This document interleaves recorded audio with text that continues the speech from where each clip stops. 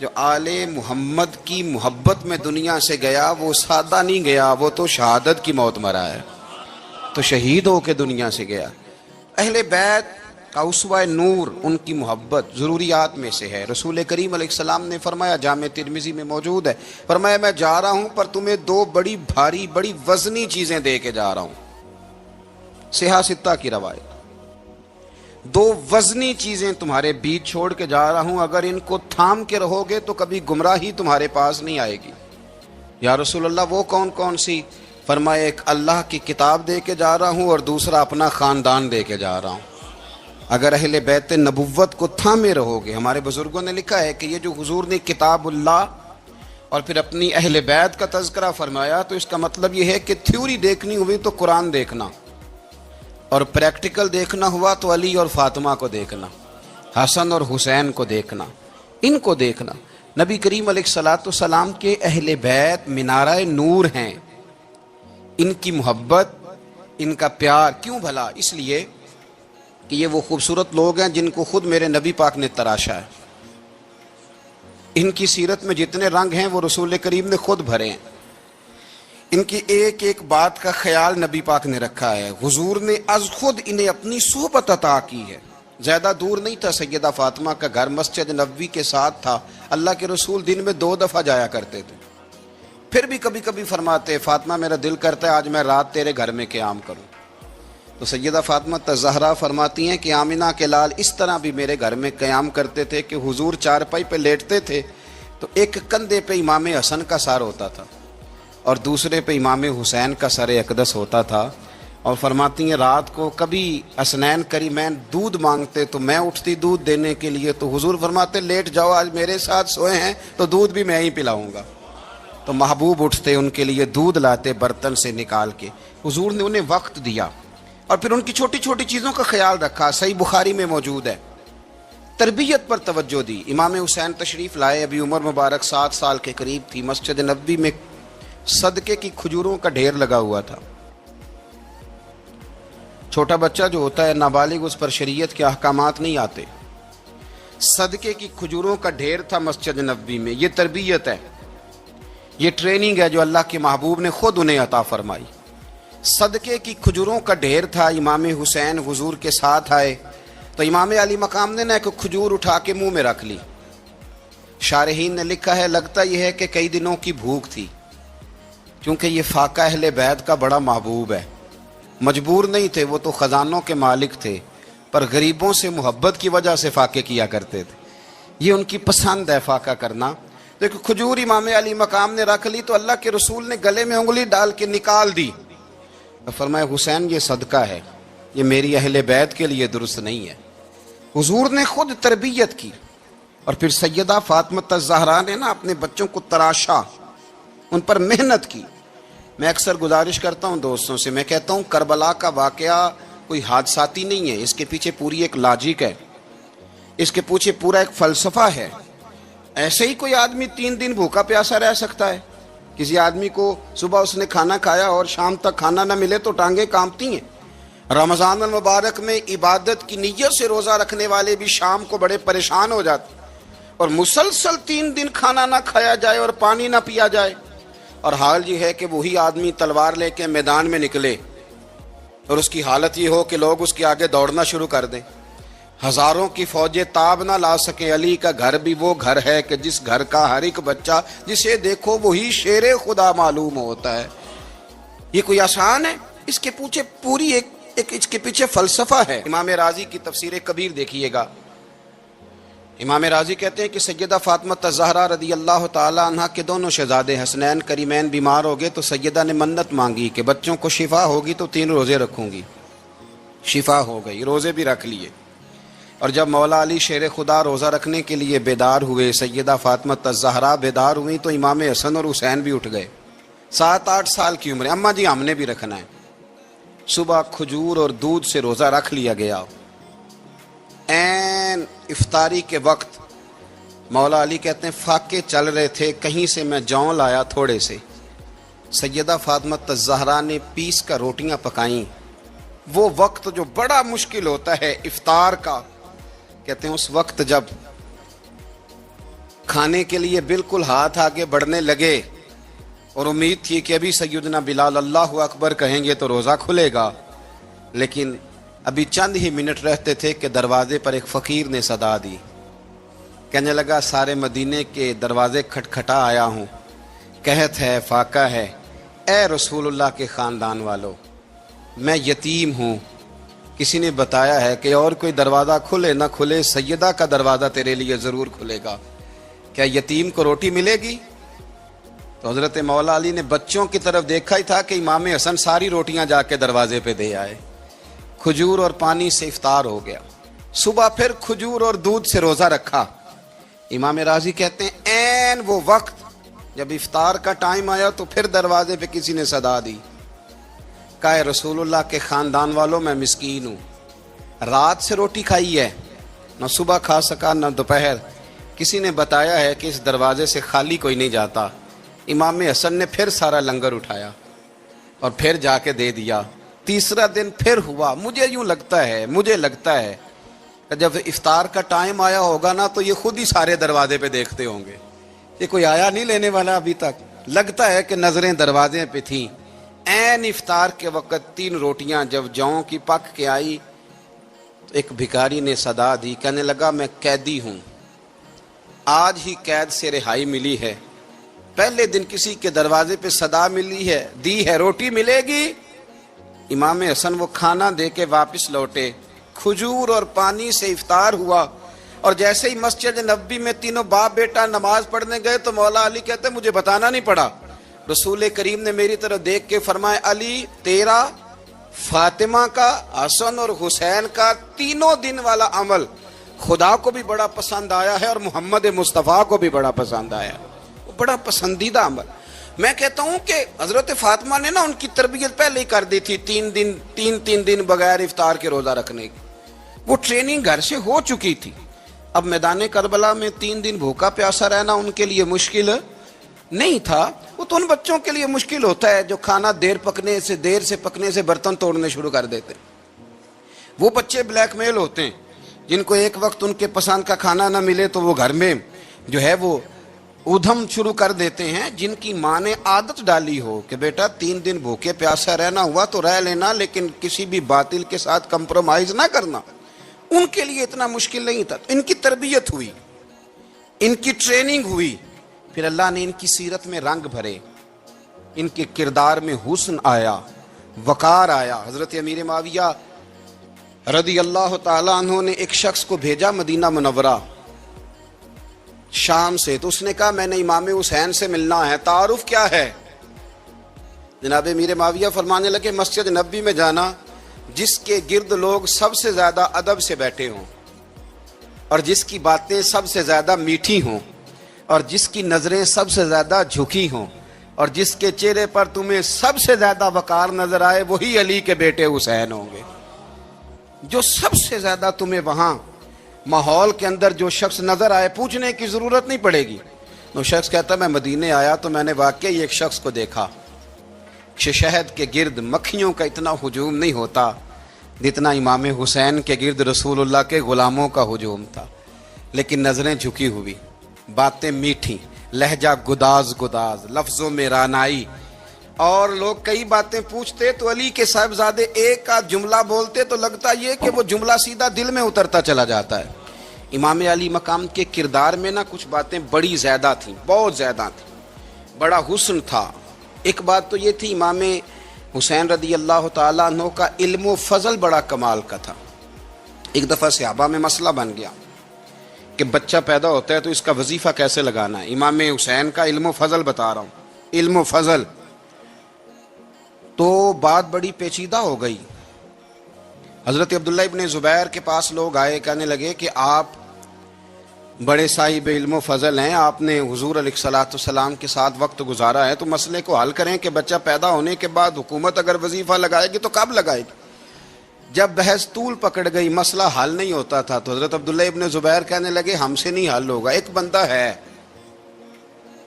جس کے سینے میں رسول اللہ صلی اللہ تعالیٰ علیہ وسلم کے نور نبوت کا فیضان ہے، وہ یہ مسئلہ حل کریں گے۔ تو کہا وہ کون سے؟ آپ فرمانے لگے جب ہم سے مسائل حل نہیں ہوتے تو ہم ان کے علم سے فائدہ اٹھاتے ہیں. کہا کون ہے؟ کہا جناب امام حسین. تو لوگ حضرت امام حسین کے پاس گئے کہ حضرت یہ ایک مسئلہ الجھ گیا ہے کہ بچہ پیدا ہو تو وظیفہ کب لگانا ہے؟ فرمایا الجھنے والی بات ہی کوئی نہیں. پیدا ہونے کے بعد جب وہ پہلی دفعہ آواز نکالے تو اس کا وظیفہ لگا دو. اس کا مطلب یہ ہے کہ وہ دنیا میں آ گیا ہے, اس نے اپنے آنے کا اظہار کر دیا ہے, اعلان کر دیا ہے, اب اس کا وظیفہ لگا دو. تو اس پر پھر صحابہ کا اتفاق ہو گیا. امام حسین کے علم سے, فضل سے لوگ فیض اٹھاتے تھے. پھر اس کے ساتھ ساتھ امام حسین کا ذوق عبادت بڑا شاندار تھا, بڑا زبردست ذوق. علامہ جوزی نے لکھا ہے وکان الحسین رضی اللہ تعالی عنہ فاضلا کثیر الصوم والصلاۃ والحج والصدقۃ وافعال الخیر جمیعا. آپ فرماتے ہیں کہ امام حسین زیادہ نمازیں پڑھنے والے تھے, کثرت سے سجدے کرنے والے, کثرت سے روزے رکھنے والے, زیادہ حج کرنے والے, اور امام حسین صدقہ دینے والے اور نیکی کے کاموں میں شدت کرنے والے تھے. امام حسین کا جو ذوق عبادت تھا وہ اتنا شاندار تھا کہ آپ فرض نماز کے علاوہ روزانہ 100 رکعت نماز نفل ادا فرمایا کرتے. اور امام حسین فرماتے زندگی میں کبھی ایسا نہیں ہوا کہ 3 دن گزر گئے ہیں اور حسین کا قرآن پاک ختم نہ ہوا ہو. 25 حج کیا امام حسین نے مدینہ منورہ سے مکہ مکرمہ پیدل جا کے, 25 حج. اب تو نسبت والے لوگوں کو عبادت کی ضرورت نہیں نا, اللہ ماشاءاللہ کہتے ہیں نسبت بڑی ہے.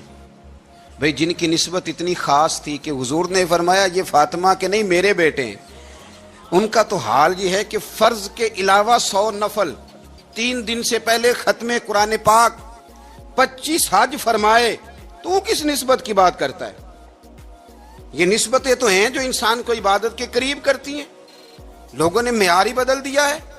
حضرت سیدنا امام حسین کی شہادت کے بعد حضرت عبداللہ ابن زبیر رضی اللہ تعالیٰ عنہ نے قاتلان حسین سے خطاب کیا اور فرمانے لگے اللہ کی قسم تم نے اس شخص کو شہید کیا ہے جو راتوں کو لمبے لمبے قیام کرتا تھا, اور تم نے اس شخص کو شہید کیا ہے جس سے میں دن میں جب بھی ملتا تھا تو وہ روزے سے ہوتا تھا.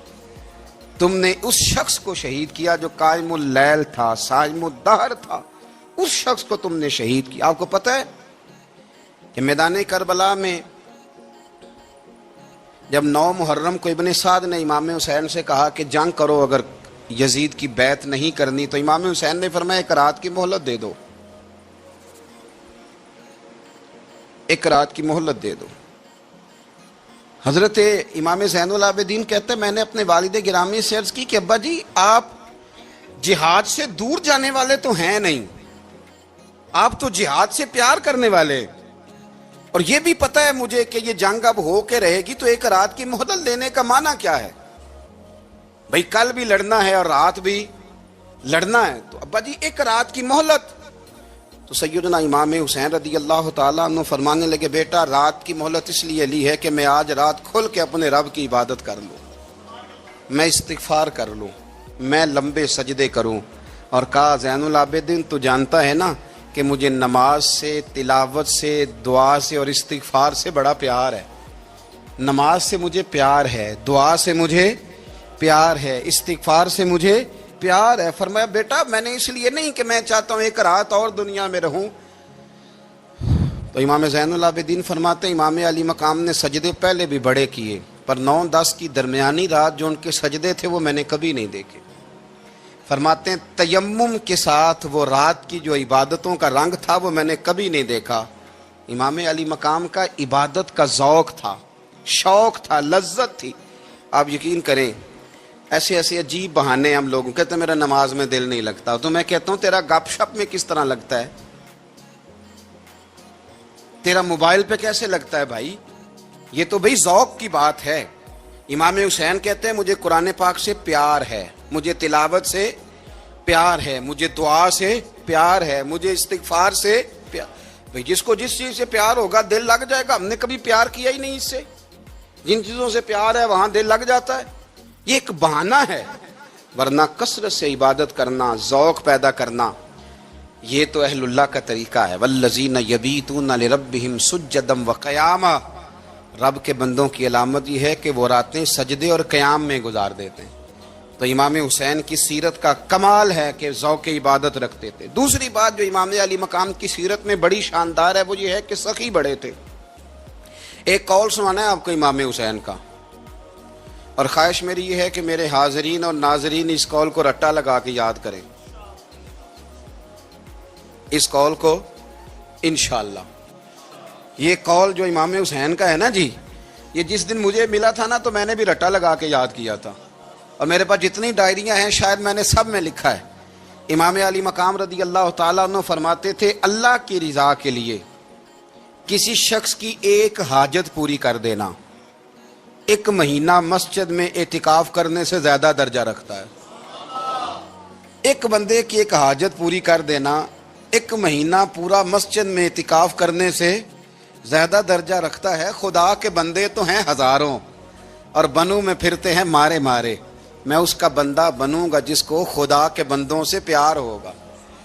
کسی بندے کی ایک حاجت پوری کرنا 1 مہینہ اعتکاف میں بیٹھنے سے زیادہ افضل ہے۔ اسی لیے تو میرے حبیب کریم علیہ السلام نے فرمایا تو رب کے بندوں کی حاجتیں پوری کرنے میں لگ جا، رب تیری حاجتیں پوری فرما دے گا۔ تو امام علی مقام فرماتے تھے ایک حاجت کسی کی پوری کرو۔ حضرت جناب سیدہ زینب بنت ابی رافع کہتی ہیں کہ سیدہ فاطمہ الزہرا نا ایک دن اپنے دونوں شہزادوں کو لے کے، جب حضور کی طبیعت مبارک بظاہر علیل تھی جس میں حضور کا وصال ہوا، دونوں شہزادے لے کے سیدہ فاطمہ نبی کریم کی بارگاہ میں گئی، کہنے لگی یا رسول اللہ میرے بچوں کو کچھ دیجئے سیدہ پاک۔ تو حضور اٹھ کے بیٹھ گئے، اس کندھے سے امام حسن کو لگایا اور اس سے امام حسین کو لگایا اور فرمایا فاطمہ یہ جو میرا حسن ہے نا اس کو میں اپنی ہیبت اور سرداری دیتا ہوں، اور فرمایا یہ جو میرا حسین ہے نا حسین کو میں اپنی جرت اور سخاوت دیتا ہوں، میرا حسین جرت مند ہوگا اور سخی ہوگا۔ داتا گانج بخش علی حجویری، امام الاولیاء، سید الاصفیاء، داتا صاحب کشف المعجوب میں فرماتے ہیں ایک دن نا امام حسین کے پاس ایک شخص آیا بڑی دور سے کچھ مانگنے کا، حضور کچھ دیجئے۔ وہ شخص کہتا ہے کہ میرا ظرف یہ تھا کہ 4-5 دینار ملیں گے۔ تو امام حسین فرمانے لگے تھوڑی دیر بیٹھ جا، رزق آ رہا ہے۔ تو امام حسین کو حکومت وقت کی طرف سے نا 5 تھیلیاں ملی جس میں ایک تھیلی میں 500 اشرفیاں تھیں، 5 تھیلیاں آئیں، لیکن اس کو آنے میں نا ذرا دیر ہو گئی۔ وہ 5 تھیلیاں جب آئی نا تو امام حسین اس کی طرف 5 تھیلیاں بڑھا کے نا، ذرا دیکھنا میری طرف غور سے، 5 تھیلیاں بڑھا کے نا تو فرمانے لگے میاں جتنا تجھے انتظار کرایا نا اتنی ہم تیری حاجت پوری نہیں کر سکے۔ تو یہ نہ محسوس کرنا کہ حسین کے دروازے پہ بیٹھا بھی رہا ہوں تو ملا کیا ہے، یہ نہ محسوس کرنا۔ وہ شخص کہتا ہے جب میں نے وہ تھیلیاں کھولی اور پھر میری نظر امام حسین پہ پڑی تو میرے اندر سے آواز آئی اگر حسین ابن علی اتنے سخی ہیں تو محمد عربی کتنے سخی ہوں۔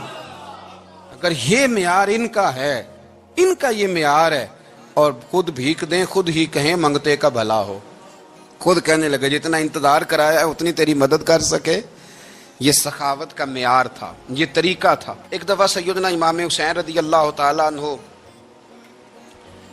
کے گھر کے اندر نا 5000 دینار آئے، مسجد میں تھے، آپ کو 5000 دینار ملے تو امام زین العابدین کہتے ہیں کہ مسجد سے لے کر گھر آنے تک امام حسین نے 5 کے 5000 اللہ کے رستے میں خیرات کر دی۔ فرماتے میں نے کہا ابا جی 5 دینار کی گھر میں ضرورت تھی، مالاں والے سخی نہیں ہوندے تے سخیاں کل مال نہیں ہوندا، ایتھے اوتھے دوویں جہانی سخی کنگال نہیں ہوندا۔ کہا ابا جی 5 دینار کی گھر میں ضرورت تھی، تو کہتے ہیں مجھے فرمانے لگے بیٹا یہ جن کو میں نے دیا ہے نا یہ گھر کے لیے ہی دیا ہے، یہ گھر کے لیے ہی دیا ہے، جن کو دیا ہے تمہارا کیا خیال ہے یہ باہر خرچ ہوا ہے، یہ گھر کے لیے ہی ہے۔ اس لیے کہ جب انسان دوسروں پر شفقت کرتا ہے تو اللہ اس کے گھر پہ رحمت فرماتا ہے۔ امام حسین کے مزاج میں پہلی بات میں نے ذوق عبادت کی عرض کی، دوسری بات عرض کر رہا ہوں کہ سخاوت۔ حضرت اسامہ بن زید بڑے پیارے ہیں میرے نبی کریم کے، بڑے پیارے۔ حضرت اسامہ بن زید کے بارے میں سیدہ عائشہ صدیقہ فرماتی ہیں ان کے ناک سے اگر رینٹھ نکلتی تھی تو اللہ کے رسول اپنے دستے مبارک سے صاف کر دیتے تھے، اور سرکار فرماتے تھے کہ اگر اسامہ لڑکی ہوتا نا، ان کے غلام کے بیٹے تھے حضرت زید بن عمرو، اگر یہ لڑکی ہوتا میں اسے زیور پہناتا۔ بڑے پیارے تھے، لیکن جب ان کا آخری وقت آیا نا تو 60,000 دینار کا قرضہ تھا۔ رشتہ داروں سے کہا، دوستوں سے کہا، یاروں سے کہا پر قرض ادا نہیں ہو رہا تھا. حضرت اسامہ بن زید کہتے ہیں بڑا پریشان تھا. جب حد ہو گئی نا تو حضرت اسامہ بن زید فرمانے لگے جاؤ کوئی حسین ابن علی کو خبر کرو، ان سے کہو میں نا غلام ہوں آپ کے نانا کا، مقروض دنیا سے چلا گیا تو کیا بنے گا. امام حسین کو خبر ملی تو دوڑے آئے. لاجپال اس پیر کو نہیں کہتے جو تگڑا نذرانہ لے کے تو ماتھا چوم لے، لاجپال تو اس کو کہتے ہیں کہ جب ضرورت پڑے تو وہ سر پہ موجود ہو. حضرت سیدنا امام حسین تشریف لائے تو جناب اسامہ بن زید رو پڑے، کہنے لگے حضور میں نے نا غلامی کی ہے آپ کے نانا کی، اور اس غلامی پہ ناز ہے. اب 60,000 دینار کا قرضہ لے کے دنیا سے جاؤں گا تو میری قبر پہ بوجھ رہے گا. امام حسین خادم کو بھی کہہ سکتے تھے جاؤ گھر پیسے پڑے ہیں لے آؤ. امام حسین خود گئے، چادر روڑ کے تو اس کی اوٹ میں بکل میں 60,000 دینار چھپا کے لائے اور جناب اسامہ بن زید کے سامنے رکھ کے کہنے لگے اسامہ یار پیسے رات کو ہی آئے تھے، میں سوچ رہا تھا مجھے تو ضرورت نہیں، اللہ نے کس کا نصیب میرے گھر میں بھیج دیا، مجھے تو حاجت ہی نہیں تھی، اب پتہ چلا پیسے تیرے تھے. اللہ نے حسین کی ڈیوٹی لگائی ہے کہ جا کے دے آ. حضرت اسامہ بن زید رو پڑے، فرمانے لگے اللہ آپ کو بہترین صلہ عطا فرمائے. یہ معیار تھا. اور پھر تیسری بات یہ کہ دل کے بڑے صاف تھے. دل بدستاور کے حج اکبر است، از ہزاراں کعبہ یک دل بہتر است. شیخ سعدی کہتے ہیں کہ درویش کہتے ہیں کہ کسی کا دل رکھ لینا نا، دل راضی کر دینا، کعبے کا 1000 بار حج کرنے سے بہتر ہے. دل بدستاور کے حج اکبر است، کسی کا دل راضی کرنا حج اکبر ہے. امام بڑا ہی پیار کرتے تھے. گھوڑے پہ جا رہے تھے، کچھ فقیر غریب لوگ بیٹھ کے روٹی کھا رہے تھے. کھا کہاں رہے تھے؟ سڑک کے کنارے. تو امام زین العابدین فرماتے ہیں کہ جب امام حسین گزرے تو انہوں نے آواز دی حضور دل کرتا ہے ہمارے ساتھ بیٹھ کے روٹی کھائیں. کائنات کے مالک و مختار کے نواسے اور دنیا کے سب سے بڑے شہزادے گھوڑے سے اترے اور غریبوں کے ساتھ سڑک پہ بیٹھ گئے، روٹی کھانے لگے اور دیر تک کھاتے رہے. اور جب فارغ ہو گئے تو فرمانے لگے کھانے کی ضرورت بھی نہیں تھی، حاجت بھی نہیں تھی، پر تم نے آواز دی تو دل رکھنے کو بیٹھ گیا تھا، اگر اجازت دے تو چلا جاؤں. یہ مزاج تھا، یہ طبیعت تھی. آپ کے ایک بھائی ہیں چھوٹے، حضرت محمد بن حنفیہ نام ہے، حضرت مولا علی شیر خدا رضی اللہ تعالیٰ عنہ کی دوسری بیوی سے. ایک دن حضرت امام حسین ان کے گھر میں بیٹھے تھے تو کسی بات میں نا اختلاف رائے ہو گیا، تو امام علی مقام ناراض ہو گئے، فرمایا آج کے بعد تیرے گھر نہیں آؤں گا. رومال اٹھایا چلے گئے. لوگوں نے حضرت محمد بن حنفیہ رضی اللہ تعالیٰ عنہ سے کہا حسین تو ناراض ہو گئے، کبھی نہیں آئیں گے. آپ فرمانے لگے بھائی تمہارا ہے کہ میرا؟ جی بھائی تو آپ کے ہیں. فرمایا اگر کہو تو چند منٹوں میں حسین واپس آئے. جناب ناراضگی ہو گئی ہے. فرمایا ناراضگی ہوئی ہے پر میں اس کے دل کی نرمی کو تو جانتا ہوں نا، اس کے مزاج کے اندر جو محبت ہے اس سے تو ابھی آئے. کہ جناب وہ کیسے؟ فرمانے لگے دیکھنا ذرا. تو امام حسین نے خط لکھا، حضرت محمد بن حنفیہ نے رکا لکھا، کہنے لگے حسین میرے باپ کا نام بھی علی ہے اور آپ کے باپ کا نام بھی علی ہے، پر ایک فضیلت ایسی ہے جس میں آپ کا مقابلہ نہیں کر سکتا، وہ یہ ہے کہ آپ سیدہ فاطمہ الزہرا کے لال ہیں، اب محمد مصطفیٰ علیہ السلام کے نواسے ہیں. کہنے لگے بھائی جان آپ نے نانا جان کی وہ حدیث تو سنی ہوگی کہ 2 لوگ ناراض ہو جائیں تو جو صلح پہلے کرے جنت میں پہلے جائے گا. فرمانے لگے دل میرا کر رہا تھا کہ پہلے صلح کر لوں، لیکن پھر بڑے بھائی کو پشت کروں گا جنت میں جاتے ہوئے، یہ بھی تو بے ادبی ہے نا. اب خط میں نے لکھ دیا ہے، آپ کا جو ارادہ ہو. امام حسین نے خط پڑھا تو آنکھوں میں آنسو آ گئے. پھر سے رومال اٹھایا. بچے پوچھنے لگے کہاں جا رہے ہیں؟ کہا بھائی کے گھر جا رہا ہوں. کہا آپ تو ناراض تھے. فرمایا تھا ناراض پر ہے تو میرا بھائی نا. ہو گئی بات ختم. بڑی دل میں نرمی، طبیعت میں سوز، لہجے میں گداز، لیکن اس کے ساتھ ساتھ امام حسین رضی اللہ تعالیٰ عنہ کا جذبہ جہاد، امام حسین کی استقامت. آج لوگ ادھر ہوتے ہیں جس طرف ہوا کا رخ ہوتا ہے. آج لوگوں کی سوچوں کا زاویہ یہ ہے کہ جدھر رش زیادہ ہوگا ہم بھی ادھر جائیں گے. ہم یہ نہیں دیکھتے حق کس طرف ہے، ہم یہ دیکھتے ہیں رش کس طرف ہے۔ امام حسین رضی اللہ تعالیٰ عنہ نے رش نہیں دیکھا، حق دیکھا۔ امام حسین رضی اللہ تعالیٰ عنہ استقامت کے وہ پہاڑ ہیں، معمولی آدمی نہیں تھے۔ فرزق شاعر کہتا ہے کہ میں نے امام حسین سے کہا تھا، میں نے کہا لوگوں کی تلواریں یزید کے ساتھ ہیں پر دل آپ کے ساتھ ہیں، دل آپ کے ساتھ ہیں۔ امام حسین رضی اللہ تعالیٰ عنہ نے زمانے کے حالات نہیں دیکھے، حق اور سچ دیکھا۔ جتنی چیزیں انسان کو کمزور کر سکتی ہیں وہ ساری امام حسین پہ طاری کی گئیں، جتنی چیزیں۔ وطن چھوڑنا کتنا کو مشکل ہوتا ہے، شالا پردیسی کوئی بھی نہ تھی وے تے ککھ جنہ تو پارے۔ حضرت سلطان باؤ فرماتے ہیں بچو، پردیسی ہونا کوئی آسان ہے؟ جس آدمی کا کسی چھوٹے سے گاؤں میں بھی مکان ہو، چھوڑنا پڑ جائے تو روٹا ہے۔ تو مجھے بتاؤ جس نے اپنا سارا بچپن مدینے میں گزارا ہو، آج جو ایک ہفتہ مدینے رہ کے آتے ہیں ان سے واپس نکلنا مشکل ہوتا ہے۔ لیکن امام حسین حق کا رستہ تھا، وطن کی قربانی دی، اور معمولی وطن نہیں، مدینے جیسا وطن۔ اور جب کھڑے تھے نا امام حسین رضی اللہ تعالیٰ عنہ رجب میں نکل رہے تھے مدینے سے، تو کوئی شاعر کہتا ہے دور کھڑے ہو کہ انہوں نے گویا کہا تھا، آقا تیرے کرم کے خزینے کی خیر ہو، میں جا رہا ہوں تیرے مدینے کی خیر ہو۔ امام حسین نے وطن چھوڑا، کوئی لغزش نہیں پیروں میں، کوئی نہیں۔ شہزادوں والی زندگی تھی، مسجد نبوی کے امام تھے، نبی کریم علیہ السلام کے روضہ اطہر پر تشریف رکھتے تھے، زمانہ حیا کرتا تھا، شان و شوکت تھی، پر حق کے لیے چھوڑا، نکل کر خانقاہوں سے ادا کر رسم شبیری۔ اور پھر بڑا مشکل ہوتا ہے، جس شخص کے ساتھ بچے اور عورتیں ہوں وہ تو یہ کہہ کے لڑائی سے جان چھڑاتا ہے کہ میرے ساتھ فیملی ہے، نہ ہوتی تو تجھے بتاتا۔ پر امام حسین کو اولاد بھی کمزور نہیں کر سکی، عورتوں کا ساتھ ہونا کمزور نہیں کر سکا۔ پھر امام علی بھوک کتنا مشکل کام ہے۔ آج لوگ کہہ نہیں دیتے کہ میں تو اس لیے گناہ کرتا ہوں کہ رشوت اس لیے لے لیتا ہوں کہ بچے چھوٹے ہیں۔ 10 دنوں کی کم و بیش سفر، 3 دنوں کی بھوک اور پیاس، پر حق کے رستے میں امام حسین کو کوئی چیز کمزور نہیں کر سکی۔ اور پھر وہ جتنی باتیں لوگ کہہ سکتے تھے وہ ساری کہیں گئیں، ساری۔ اور آ کے عرض کرنے لگا حضور یہ کوئی معمولی دشمن نہیں، یہ وہ ظالم ہیں جو لاشوں پہ بھی گھوڑے دوڑا دیتے ہیں۔ تو امام علی مقام فرمانے لگے جو شہادت کا جذبہ لے کے نکلے وہ پھر انجام نہیں دیکھا کرتا۔ وہ انجام، وہ جتنی چیزیں جو استقامت کے رستے میں آ سکتی ہیں وہ ساری چیزیں رستے میں آئیں، پر امام علی مقام نے کسی چیز کی پرواہ نہیں کی۔ آج کا مسئلہ یہ ہے کہ آج لوگوں میں استقامت نہیں ہے، رات کو کچھ ہوتے ہیں، سویرے کچھ ہوتے ہیں، دوپہر کو کچھ ہوتے ہیں، شام کو کچھ ہوتے ہیں۔